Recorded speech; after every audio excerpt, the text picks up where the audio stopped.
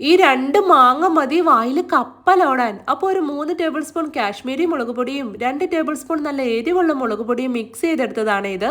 ഇതിനെ ഒരു ബൗളിലേക്ക് ഇട്ട് 1 ടേബിൾ സ്പൂൺ മഞ്ഞൾപ്പൊടിയും കുറച്ച് ചൂടുവെള്ളവും ഒഴിച്ചു കൊടുത്ത് ഒട്ടും കട്ടയില്ലാതെ ഇതുപോലെ ഒരു പേസ്റ്റ് പരുവത്തിലാക്കി എടുക്കണം.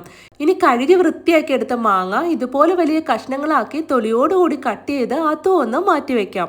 എണ്ണയൊഴിച്ച് ചൂടായ കറിച്ചട്ടിയിലേക്ക് 1.5 ടേബിൾ സ്പൂൺ കടുക് ഇട്ട് കൊടുത്ത് അതൊന്ന് പൊട്ടി വരുമ്പോൾ 1 ടീസ്പൂൺ ഉലുവ, കുറച്ച് കറിവേപ്പില, ചെറിയൊരു കഷ്ണം ഇഞ്ചി ചെറുതായി അരിഞ്ഞത്, അരിഞ്ഞെടുത്ത 8 തല്ലി വെളുത്തുള്ളിയും ഒരു 4-5 പച്ചമുളകും ചേർത്ത് ഇതെല്ലാം മൂത്ത് വരുന്നവരെ ഇളക്കി വഴറ്റി മിക്സ് ചെയ്ത് വെച്ച പൊടികളുടെ പേസ്റ്റും ചേർത്ത് കൊടുത്ത് ഇനി ഈ പൊടികളുടെ പച്ചമണം മാറുന്ന വരെ ഇളക്കി വഴറ്റി കളറൊക്കെ മാറി ഇതൊന്ന് മൂത്ത് വരുമ്പോൾ പൊടികൾ കലക്കി വെച്ച് ബൗൾ കഴുകി ഒരു കപ്പ് വെള്ളവും കൂടെ ഞാൻ ഒഴിച്ചു കൊടുക്കുന്നുണ്ട്.